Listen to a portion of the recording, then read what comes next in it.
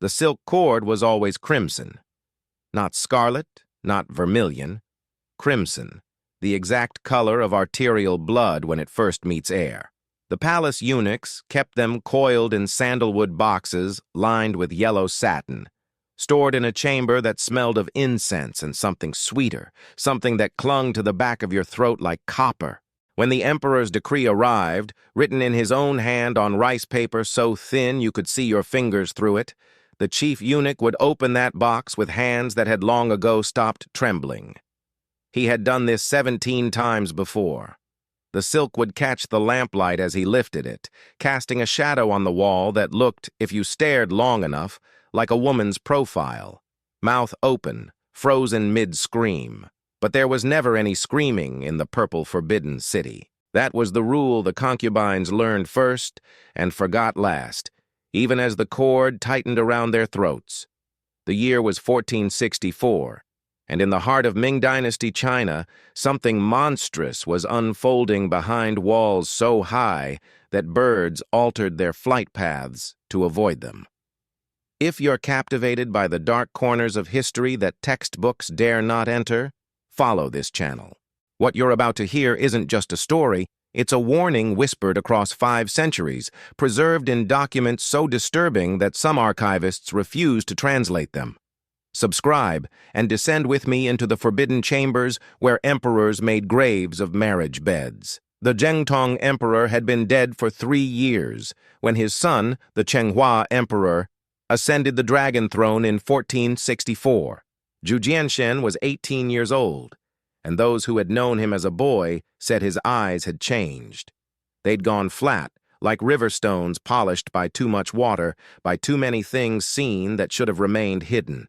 The court astronomers noted inauspicious signs: a comet with a tail like spilled ink, crows gathering on the rooftops of the inner court, frost that killed the plum blossoms in a single night, even though it was late spring. But the new emperor seemed unconcerned with omens. He was preoccupied with something else entirely, something that manifested first as a peculiar obsession with silence. During his coronation ceremony, as 10,000 officials prostrated themselves on the frost-white marble of the Forbidden City's outer courtyards, the emperor spoke only twice. Once to accept the mandate of heaven, once to issue his first imperial decree. Any woman who entered his household must take a vow of silence during the hours of darkness. The officials exchanged glances behind their ceremonial sleeves. The decree was unusual, but not unprecedented. Emperors had their eccentricities. The Hongwu emperor had forbidden the color white. The Yongle emperor had required all servants to walk backwards in his presence. Silence? That seemed almost benign. They had no idea what silence meant to him, what it had always meant. The Forbidden City in winter was a place of such profound quiet that your own heartbeat became an intrusion. Snow muffled the vast courtyards, each one larger than a European cathedral.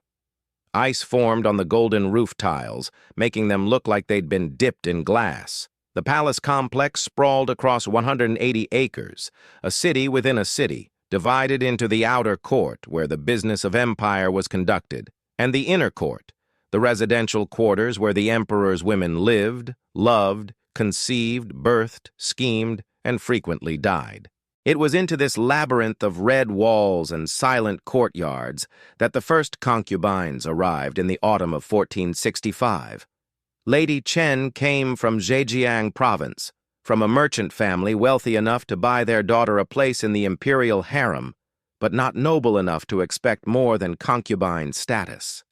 She was 16, with a face the court painter later described as like the moon reflected in a well, beautiful but unreachable, as if already drowned. She had been trained in music, poetry, painting, and the elaborate etiquette of palace life. No one had trained her for what came after sunset. Lady Wang arrived from Shandong, the daughter of a minor military official.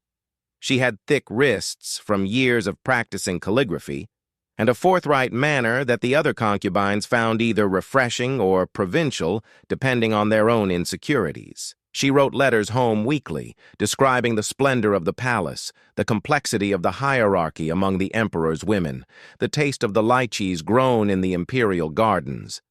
Her last letter home mentioned that the emperor had finally summoned her. "I am honored beyond measure," she wrote. "Tonight, I will wear the red silk gown and the jade hairpins mother gave me. Tomorrow I will write you everything." There was no letter tomorrow. There would never be another letter. Lady Sun was different from the others. She came from a family of scholars, men who had served as imperial officials for 6 generations. She could recite the complete works of Du Fu from memory. She played the guqin so beautifully that even the gardeners would stop their work to listen. She had intelligent, questioning eyes, the kind that saw too much and asked why. The palace matrons worried about her from the moment she arrived. Women with questions did not thrive in the Forbidden City. Women with voices did not last. The emperor summoned her on the night of the first winter storm, when the wind screamed across the rooftops like something dying, and snow piled against the doorways deep enough to bury a child. What happened in the emperor's private chambers was supposed to be sacred, sealed by cosmic decree and earthly law. To speak of the dragon bed was to invite execution, tongue removed first, then head. But palaces are porous places, built by human hands, maintained by human eyes, and humans are constitutionally incapable of keeping secrets, especially terrible ones. The eunuchs whispered to the maids whispered to the cooks whispered to the merchants who brought food into the palace, and slowly, like water seeping through stone, the truth began to leak out. The emperor's obsession with silence wasn't about tranquility or meditation. It wasn't about respect for the night hours or spiritual discipline.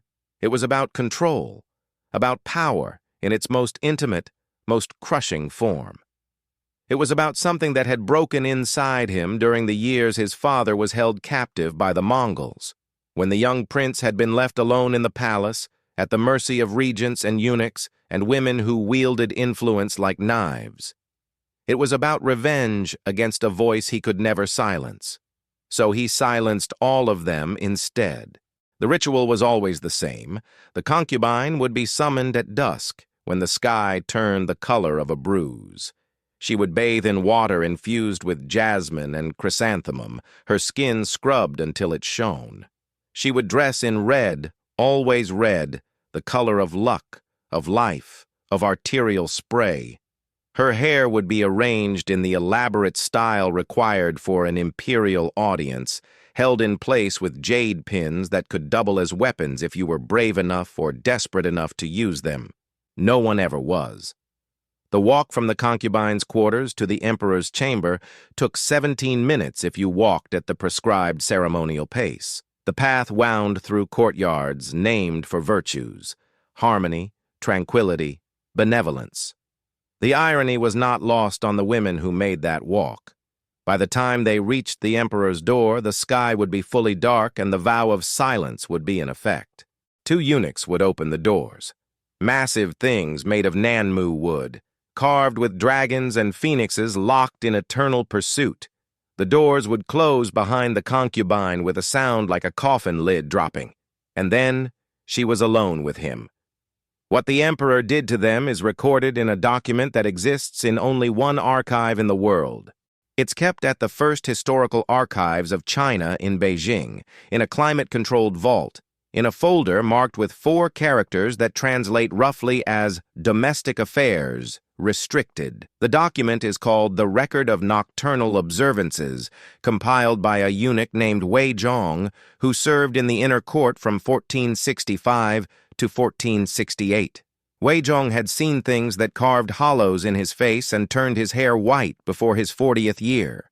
He wrote his account in secret, hiding the pages inside Buddhist sutras, knowing that if discovered, he would die in ways that would make ordinary execution seem merciful. According to Wei Zhong, the emperor's chamber was arranged like a theater. The bed stood on a raised platform at the center, surrounded by screens painted with scenes from classical literature: lovers in gardens, women waiting by windows, scholars drinking under the moon. But behind those screens stood the real audience, 4 eunuchs, motionless, watching. Their purpose was official: to witness the imperial union, to confirm consummation, to verify that the sacred duty of producing heirs was being fulfilled.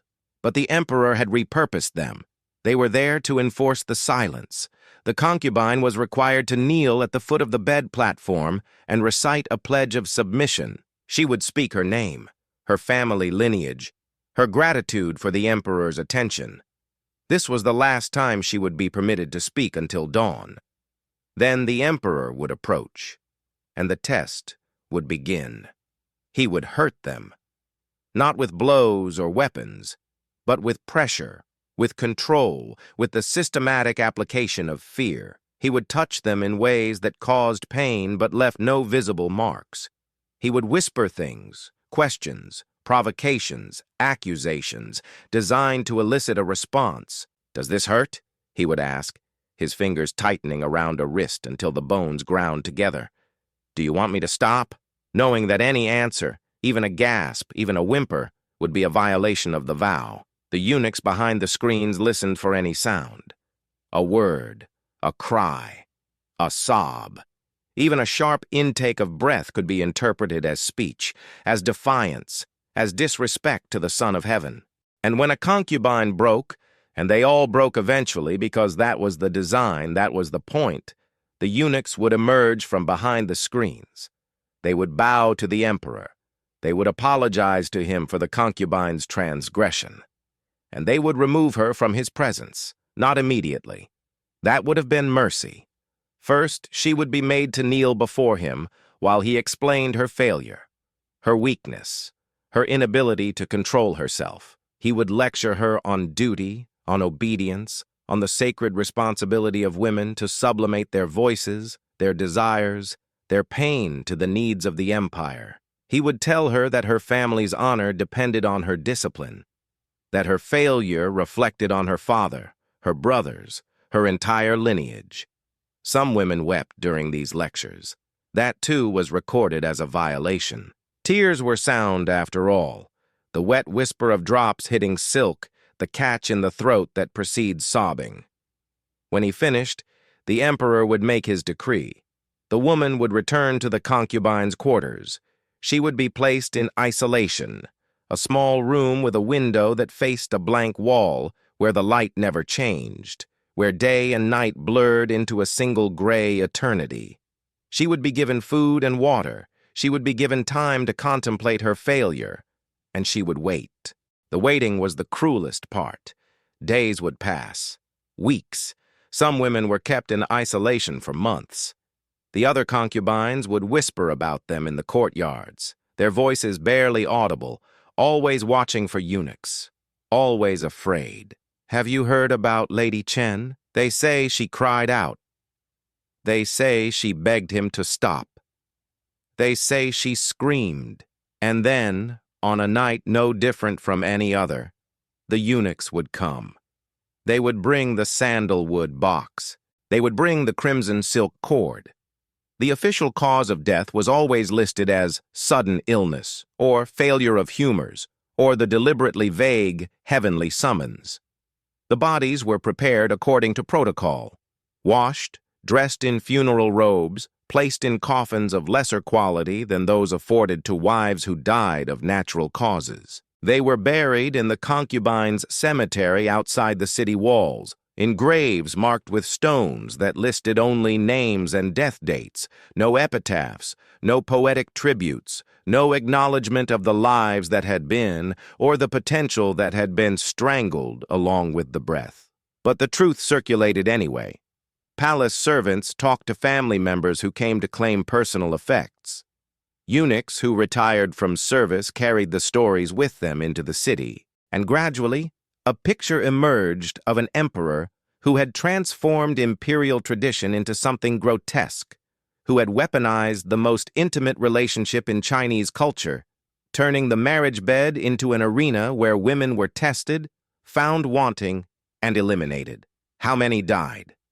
The historical record is deliberately unclear, muddied by bureaucratic euphemism and the systematic destruction of evidence. But cross-referencing palace rosters with burial records, historians have identified at least 17 concubines who entered the emperor's chambers and died shortly thereafter under suspicious circumstances.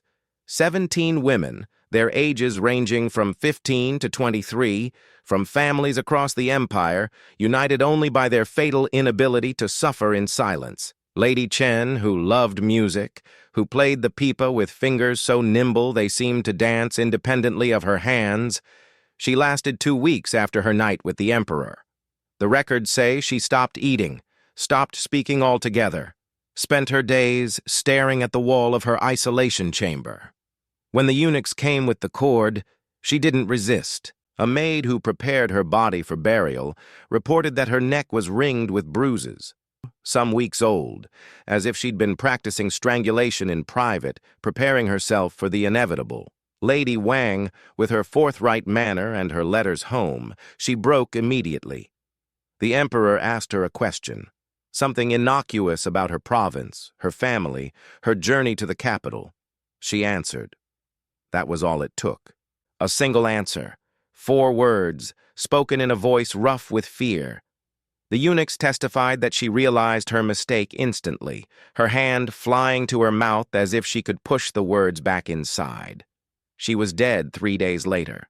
Her family, waiting for letters that would never arrive, eventually sent an inquiry to the palace. They were informed that their daughter had succumbed to a sudden fever. Her personal effects were returned to them in a sealed box. Inside, along with her jade hairpins and the red silk gown, was her tongue. Lady Sun, the scholar's daughter, the intelligent one, the one who asked why, she endured the longest. According to Wei Zhong's account, she lasted the entire night without making a sound. The emperor, frustrated by her discipline, escalated. He used techniques that Wei Zhong couldn't bring himself to describe fully, hints at degradations that made the witnessing eunuchs turn their faces to the wall in shame. But Lady Sun remained silent. As dawn approached and the emperor realized she would not break, he made a decision that revealed the true depths of his depravity. He commanded that she be declared mute, not as a punishment for speech, but as a reward for silence. She was to have her tongue removed so that she could never violate the vow even if she wanted to. She was to become the perfect concubine, the model all others should aspire to, silent not by discipline but by physical impossibility. The operation was performed the next day. No anesthetic, no physician, just a eunuch with a knife and 4 others to hold her down. She survived the procedure. For 3 days, she lay in the isolation chamber, bleeding, feverish, unable to eat, unable to scream, her mouth full of gauze and the taste of her own mutilation. On the 4th day, infection set in. On the 5th day, she died. The emperor attended her funeral, the only time he did so for any of his concubines. He wore white, the color of mourning. He had a poem carved on her memorial stone, 7 characters that translated as, "Silence is the highest virtue." Historians who discovered this poem in the archives of the Forbidden City initially thought it was meant to honor her. It was only when they found Wei Zhong's account that they understood. It wasn't a tribute. It was a threat, a warning to every woman who entered the palace after her. This is what perfection looks like. This is the standard you must meet. Stay silent or become silent permanently. Either way, your voice is mine to take. The reign of the Chenghua emperor lasted 23 years, and the pattern established in those first months continued throughout. New concubines arrived each year, selected from families across the empire, each one believing she might be the one to escape the pattern, to survive, to perhaps even become an empress. Most learned quickly to avoid the emperor's summons, to make themselves unnoticeable, to fade into the background of palace life where safety lay in invisibility. But there was always someone young enough, ambitious enough, or naive enough to accept the summons when it came. And the sandalwood box was never empty for long. The emperor did eventually father children. 20 sons and daughters by various concubines and consorts who managed to navigate the treacherous requirements of his bed. But the palace was a darker place for their presence.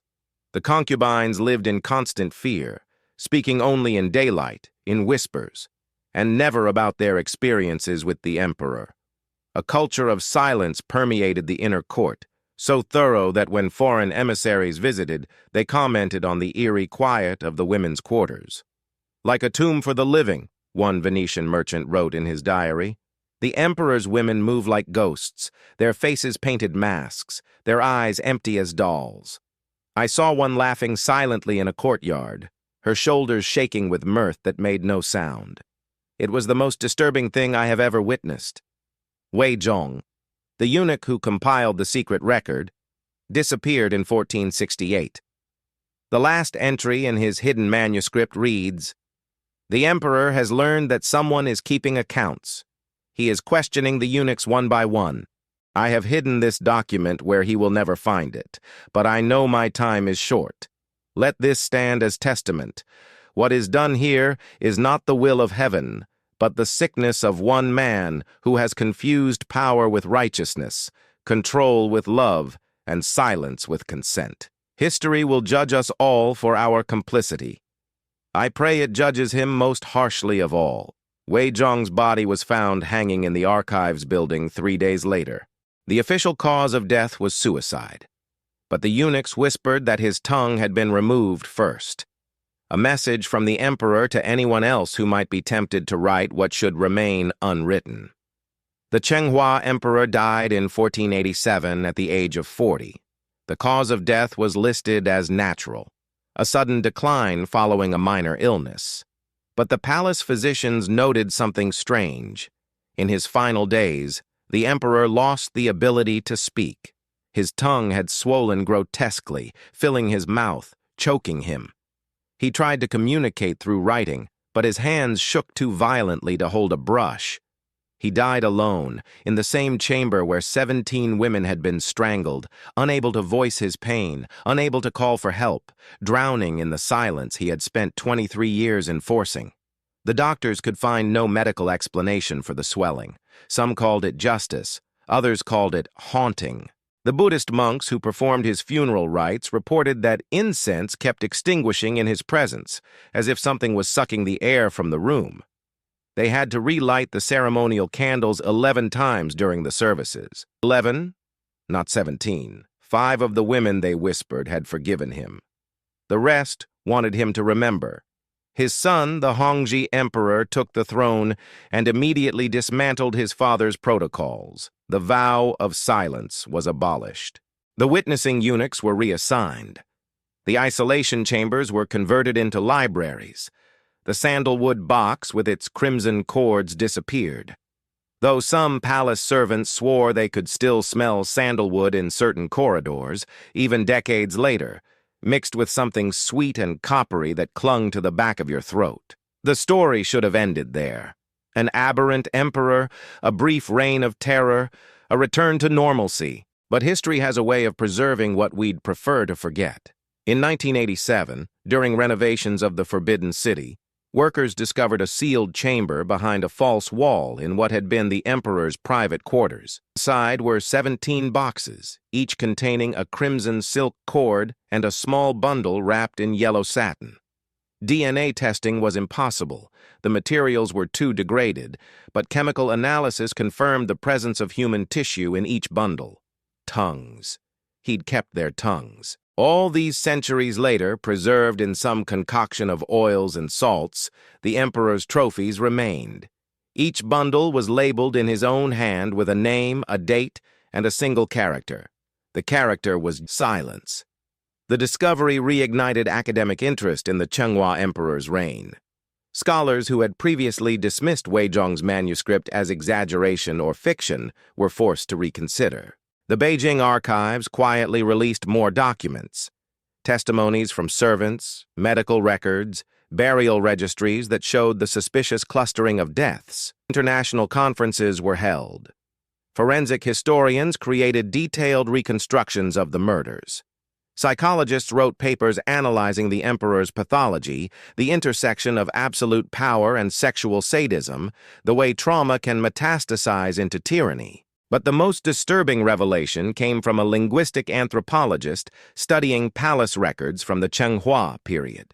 She noticed something in the official court documents, a gradual linguistic shift that occurred during those 23 years. Words related to speech and voice began to disappear from official communications. Verbs like to speak, to say, to declare were replaced with passive constructions. It was noted. It became known. It appeared. Even the language itself was being silenced, as if the emperor's obsession had infected the bureaucracy, transforming how power communicated with itself. The anthropologist wrote, "We think of silence as an absence, but in the Forbidden City under the Chenghua Emperor, silence became a presence, something that filled rooms, suffocated conversations, and ultimately murdered women. He didn't just kill 17 concubines.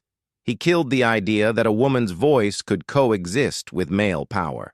And that idea, once murdered, took centuries to resurrect. Today, tourists walk through the Forbidden City, taking selfies in the courtyards where concubines once whispered in daylight, saving their voices for the hours when speech was permitted. They admire the golden roofs and the marble bridges, the harmony of architecture and cosmic design. They buy postcards featuring paintings of imperial life, elegant women playing instruments, writing poetry, enjoying the moon. The gift shops sell replicas of jade hairpins and silk robes. No one sells crimson cords. There is no plaque commemorating Lady Chen, Lady Wang, Lady Sun, or the 14 others whose names we know. There is no memorial stone listing their deaths, no museum exhibit explaining what happened in those sealed chambers. The official Forbidden City guidebook mentions the Chenghua Emperor in a single paragraph, noting his 23-year reign and his 17 children, making no mention of the 17 concubines who died birthing only silence. But in the archives building, in that climate-controlled vault, Weizhong's manuscript remains. Historians who request access to it report a strange phenomenon. The room where it's stored is always cold, even in summer. And there's a sound, barely audible, possibly just the ventilation system, that sounds like women whispering, not speaking, not calling out, just whispering, testing the boundaries of silence, seeing how much voice they can use before someone comes with a crimson cord to take it away permanently. What the emperor did to his silent wives still terrifies historians today. Not because it was uniquely evil. History is, unfortunately, replete with powerful men who murdered women in intimate ways. What terrifies them is how thoroughly the silence worked. How 17 murders could occur in the most documented, most observed, most ritualistically recorded place in all of China, and yet remain hidden for 500 years. How silence, when enforced with sufficient cruelty and backed by sufficient power, could be made to swallow not just screams but entire lives, could erase not just voices but the memory that voices ever existed. The crimson cords are kept now in a preservation box, behind glass, behind locks, in a room that requires 3 separate permissions to enter. But sometimes, the archivists say, if you lean close to the glass late in the afternoon when the light slants through the windows at a certain angle, you can see shadows on the wall. 17 shadows, throat-shaped, mouth open, frozen mid-scream, speaking the words they never got to say, bearing witness to what silence costs when purchased with silk and blood and the absolute power of emperors who confused their cruelty with their divine right. The last entry in Weizhong's manuscript, the paragraph after his final testimony, was discovered only recently. It had been hidden beneath a pasted-over section, revealed through modern imaging technology. It reads, "To whoever finds this, know that silence is not peace. Silence is not consent. Silence is not virtue. Sometimes silence is just what's left when everything else has been strangled. Listen for the spaces between words. That's where the ghosts live.